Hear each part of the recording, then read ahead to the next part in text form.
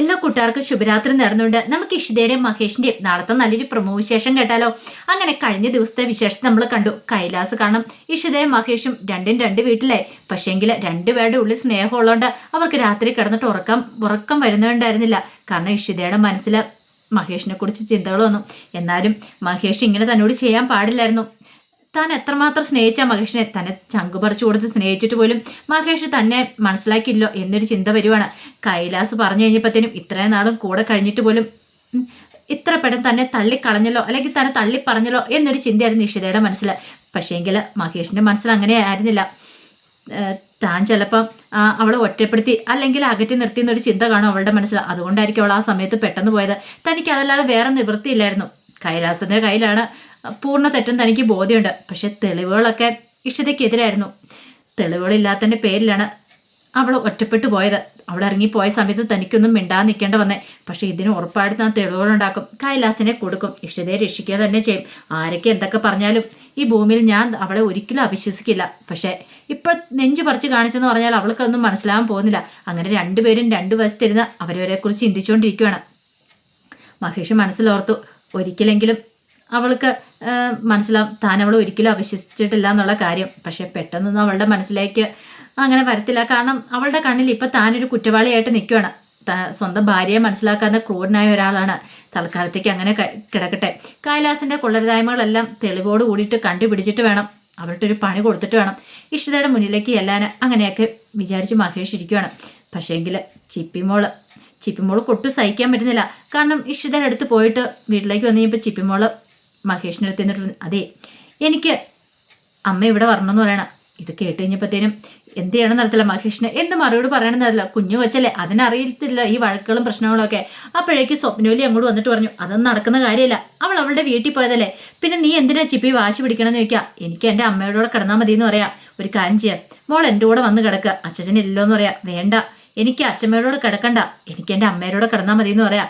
ഇതൊക്കെ കേട്ടതും സ്വപ്നവലിക്ക് ദേഷ്യമായി. അതെ, നിന്റെ അമ്മയോട് കിടക്കാൻ പറ്റില്ലെന്ന് പറഞ്ഞില്ലേ, അവള് സ്വന്തം ഇഷ്ടപ്രകാരം അവളുടെ വീട്ടിലേക്ക് പോയേക്കുക, പിന്നെ നീ എന്തിനാ വാശി പിടിക്കുന്നേ, മര്യാദയ്ക്ക് ഞാൻ പറയുന്നത് കൂടെ അനുസരിച്ചാൽ മതി എന്നൊക്കെ പറഞ്ഞിട്ട് ചിപ്പിയോട് ദേഷ്യപ്പെടുവാണ്. ചിപ്പിക്ക് വല്ലാത്ത വിഷമായി പോയി. പിന്നീട് ചിപ്പി പരാതിയായിട്ട് മഹേഷിൻ്റെ അടുത്തേക്ക് ചെല്ലുവാണ്. മഹേഷിനോട് പറഞ്ഞു, ഡാഡി അമ്മ എങ്ങോട്ടേക്ക് വിളിച്ചോണ്ട് പോവാ, അമ്മ എന്തിനാ അവിടെ കൊണ്ട് നിർത്തിയിരിക്കുന്നത്, അമ്മ പാവമല്ലേ, ഈ അച്ഛമ്മ എന്തെങ്കിലും വഴക്ക് പറഞ്ഞു കാണും, അതുകൊണ്ടായിരിക്കും അമ്മ അവിടെ പോയി നിൽക്കുന്നത്, അല്ലെങ്കിൽ അമ്മ പോകത്തൊന്നുമില്ല, എൻ്റെ അമ്മ പാവമെന്ന് പറയണം. ഇത് കേട്ടപ്പം മഹേഷ് പറഞ്ഞു, അതെ ഞാൻ നാളെ അമ്മയും കൂടി വിളിച്ചോണ്ടിരാം, അമ്മയോട് സംസാരിക്കാന്നൊക്കെ പറയണം. അതെ, ഒരു കാര്യം ഞാൻ പറഞ്ഞേക്കാം, അമ്മ ഇല്ലെങ്കിൽ ഞാൻ പിന്നെ ഈ വീട്ടിലുണ്ടാകത്തില്ല, ഞാൻ അമ്മയുടെ അടുത്തേക്ക് അങ്ങോട്ട് പോകുന്നു പറയാം.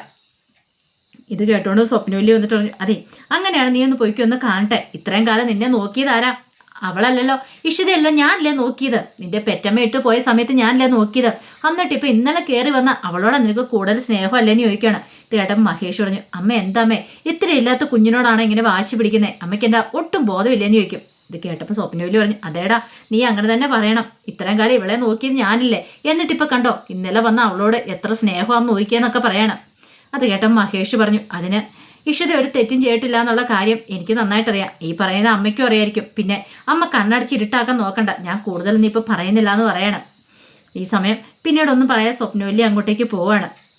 പിന്നീട് പിറ്റേ ദിവസമായി കഴിഞ്ഞപ്പോഴത്തേനും മഹേഷ് ചില തീരുമാനങ്ങളൊക്കെ എടുത്തു. ഇഷിതയെ കാണണം, സംസാരിക്കണം എന്ന് തീരുമാനം എടുക്കുകയാണ്. ആ സമയം ഇഷിത ആകെപ്പാടെ വിഷമിച്ച് മുറിയിലിരിക്കുകയാണ്. അപ്പോഴേക്കുമാണ് അങ്ങോട്ടേക്ക് ആഷിത വരുന്നത്. ആഷിത വന്നു കഴിഞ്ഞപ്പോഴത്തേനും പ്രിയാമണി അങ്ങോട്ട് വന്ന് ആ വിശേഷങ്ങളൊക്കെ തിരക്കുന്നുണ്ട്. പിന്നീട് ഇഷു എന്തി അമ്മയെന്ന് ചോദിക്കുകയാണ്. അവൾ അകത്തുണ്ട്, അവൾക്ക് ആകെപ്പാടെ സങ്കടമാണ് എന്നൊക്കെ പറയണം. അവൾ ഇങ്ങനെ വിട്ടിട്ട് കാര്യമില്ല, ഞാനൊന്ന് കണ്ടിട്ട് വരട്ടെ എന്ന് പറഞ്ഞുകൊണ്ട് ആഷിത ഇഷിതയുടെ അടുത്തേക്ക് ചെല്ലുവാണ്. ചെന്ന് കഴിഞ്ഞിട്ട് ചോദിച്ചു, അല്ല ഇതെന്താ ഇഷു, നീ ഇന്ന് ഹോസ്പിറ്റലിലേക്ക് പോകുന്നില്ലെന്ന് ചോദിക്കാം. പോണം ചേച്ചി, ഒന്നിനും ഒരു മൂഡ് തോന്നുന്നില്ല എന്ന് പറയാം. ആഹാ കൊള്ളാം, മൂഡ് തോന്നില്ലെന്ന് പറഞ്ഞിട്ട് മുറിയിൽ കയറി ഇരുന്നിട്ട് കാര്യമുണ്ടോ, എന്തേ ഹോസ്പിറ്റലിലേക്കൊക്കെ പോകണം, ഇതുകൊണ്ടൊന്നും നമ്മൾ തളർന്നു പോരുത്, നമ്മളൊരു തെറ്റും ചെയ്യാത്തിടത്തോളം കാലം നമ്മൾ മറ്റുള്ളവരുടെ മുന്നിൽ തല കുനിച്ച് നിൽക്കേണ്ട കാര്യമില്ല, നീ ഇങ്ങനെയൊന്നും ആയിരുന്നില്ല വിഷു എന്ന് പറയാം. അതേ ചേച്ചി ഞാനിങ്ങനെയൊന്നും ആയിരുന്നില്ല, പക്ഷേ എങ്കിൽ കൈലാസിനെ ആ പ്രശ്നത്തെക്കാളും എന്നെ കൂടുതൽ വേദനിപ്പിച്ച മഹേഷിൻ്റെ സമീപനമാണ്. മഹേഷ് എന്നെ ഒരു തെറ്റുകാരനായിട്ടാണ് കണ്ടേ, ഞാൻ അങ്ങനെ ഒന്നും ചെയ്തിട്ടില്ല, പക്ഷേ എങ്കിൽ എന്ത് ചെയ്യാൻ പറ്റും, സാരമില്ല, മഹേഷിനെ കുറ്റം പറഞ്ഞിട്ട് കാര്യമില്ല, ആ സമയത്ത് മഹേഷിൻ്റെ സ്ഥാനത്തൊന്ന് ചിന്തിച്ചു നോക്കിയേ, കാരണം തെളിവുകളെല്ലാം നിനക്കെതിരെ നിരത്തിയിട്ടാണ് കൈലാസ് വാദിച്ചേ, അവൻ ബുദ്ധിമാനായ ഒരു ക്രിമിനലാണ്, അത് അതിൽ നിന്ന് തന്നെ മനസ്സിലാക്കാൻ പറ്റില്ല എന്ന് ചോദിക്കാം. എന്നാലും എനിക്ക് വെക്കാണ്ട് തെളിവൊന്നും ഇല്ലാതെ പോയി. തെളിവ് എൻ്റെ കയ്യിൽ ഇല്ലാതെ പോയതുകൊണ്ട് ഞാൻ കുറ്റക്കാരിയായെന്ന് പറയാം. സാരമില്ല പോട്ടെ ഇഷു എന്ന് പറഞ്ഞുകൊണ്ട് ഇഷിതേനെ ചേർത്ത് പിടിക്കുകയാണ്. ചേച്ചി അനിയത്തി നമ്മളുടെ ആ ഒരു ബന്ധം അങ്ങനെയാണ്. ഒരാൾക്ക് പ്രശ്നം ഉണ്ടായിട്ടുണ്ടെങ്കിൽ ഒരാൾ പരിഹരിക്കാൻ വരും. പിന്നീട് ഇഷിതയെ കെട്ടിപ്പിടിച്ച് ഇഷിത കരയാണ്. കുറച്ച് കരഞ്ഞ് ഇപ്പം ഇഷിതയുടെ മനസ്സിലൊരു ആശ്വാസമൊക്കെ തോന്നി. പിന്നീട് ഇഷിത പറഞ്ഞു ഹോസ്പിറ്റലിൽ പോകണം ചേച്ചി. ഇതെടപ്പം ആശ പറഞ്ഞു പോകണം. നീ ഇവിടെ ഇരുന്ന് ഇങ്ങനെ ഇരുന്നിട്ട് പോയിട്ടാണ് ഓരോ ചിന്തകൾ മനസ്സിലേക്ക് വരും. അതുകൊണ്ട് പോവാതിരിക്കരുത് എന്നൊക്കെ പറയണം. പിന്നീട് ഇഷിത ഒരുങ്ങി ഹോസ്പിറ്റലിലേക്ക് പോകാനായിട്ട് താഴേക്ക് ഇറങ്ങി ചെല്ലുമ്പോഴാണ് മഹേഷ് അങ്ങോട്ടേക്ക് വരുന്നത്. മഹേഷിനെ കണ്ട് ഇഷിത മൈൻഡ് ചെയ്ത് അങ്ങോട്ട് പോകാൻ തുടങ്ങുമ്പോഴത്തേനും മഹേഷ് വന്നിട്ട് പറഞ്ഞു അതെ എനിക്ക് കുറച്ച് സംസാരിക്കാണെന്ന് പറയാം. ഇത് കേട്ടപ്പോൾ ഇഷിത പറഞ്ഞു എനിക്ക് പ്രത്യേകിച്ചൊന്നും സംസാരിക്കാനില്ലെന്ന് പറയാം. അത് പറഞ്ഞിട്ട് കാര്യമില്ല, എനിക്ക് സംസാരിക്കണം. ഞാൻ പറഞ്ഞല്ലോ ചിപ്പിമോൾ ആകെപ്പാടെ സങ്കടത്തില്ല. നീ അങ്ങോട്ടേക്ക് വന്നില്ലെങ്കിൽ ചിപ്പിമോൾക്ക് സഹിക്കാൻ പറ്റില്ലെന്ന് പറയാം. ഓ അതാണോ കാര്യം? ചിപ്പിമോളുടെ വിഷമമല്ലേ? ഞാൻ പറഞ്ഞല്ലോ മഹേഷ് എന്നെ ഇതുവരെയായിട്ടും അല്ലെങ്കിൽ എൻ്റെ മനസ്സ് എന്താണെന്ന് ഇതുവരെയായിട്ടും മഹേഷിന് മനസ്സിലായിട്ടില്ല. അങ്ങനെ ഉള്ളിടത്തേക്ക് ഒരിക്കലും ഞാൻ മഹേഷിനോടൊപ്പം ഇനി വരത്തില്ല എന്ന് പറയണം. ഇതേട്ടും മഹേഷ് പറഞ്ഞു എന്നോട് ക്ഷമിക്കുക, ഞാൻ പറഞ്ഞല്ലോ ആ സമയത്ത് എനിക്ക് അങ്ങനെ ഒരു തീരുമാനം എടുക്കാനേ പറ്റുള്ളൂ. വേണ്ട മഹേഷേ കൂടുതലൊന്നും പറയണ്ട. ഭാര്യനെ മനസ്സിലാക്കാത്ത ഭർത്താവിനോടൊപ്പം ജീവിക്കാനായിട്ട് ഒരു ഭാര്യയും തീരുമാനിക്കില്ല. എനിക്ക് വേണ്ട മഹേഷിനോടൊപ്പം ഒരു ജീവിതം ഞാൻ ആഗ്രഹിക്കുന്നില്ല. ഇനി അങ്ങോട്ടേക്ക് വരാനും ഞാൻ ആഗ്രഹിക്കുന്നില്ല. എൻ്റെ സ്ത്രീത്വത്തെയാണ് അയാൾ അപമാനിച്ചത്. ആ സമയത്ത് ഒരു ഭർത്താവ് എന്ന നിലയിൽ മഹേഷ് കൈയും കെട്ട് നോക്കി നിൽക്കുകയോ ചെയ്തേ. ഒരുപക്ഷെ അയാൾ മഹേഷിൻ്റെ സഹോദരിയുടെ ഭർത്താവായിരിക്കും. എന്നാലും എപ്പോഴും നമ്മൾ നേരിൻ്റെ നിറയുടെ ഭാഗത്ത് നിൽക്കണം. അത് ആരാണെങ്കിലും ശരി, സ്വന്തം അച്ഛനാണെങ്കിലും അമ്മയാണ് ശരി.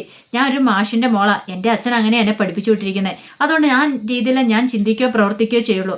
പക്ഷേങ്കിൽ അതൊന്നും മനസ്സിലാക്കാതെ പോയ ആൾ മഹേഷാണ്. ഇത്രയും കാലം കൂടെ കഴിഞ്ഞിട്ട് പോലും എന്നെ മനസ്സിലാക്കാനായിട്ട് മഹേഷിന് സാധിച്ചില്ലോ എന്ന് പറയാണ്. ഇതും പറഞ്ഞിട്ട് ഇഷിത കാറൊക്കെ ഇറങ്ങോട്ട് പോകുമ്പോഴത്തേനും മഹേഷിന് ആകെപ്പാടെ വിഷമമായിപ്പോയി. കാരണം ചിപ്പിമോളെ കുറിച്ച് ഓർത്ത് കഴിഞ്ഞപ്പം കാരണം ചിപ്പിമോൾക്ക് നല്ല വിഷമമുണ്ട്. ഇനിയിപ്പോൾ എന്ത് ചെയ്യാൻ പറ്റും? താൻ ഇനിയിപ്പം എന്തൊക്കെ പറഞ്ഞാലും ചിപ്പിമോൾ അതൊന്നും അംഗീകരിക്കുമെന്ന് തോന്നില്ല.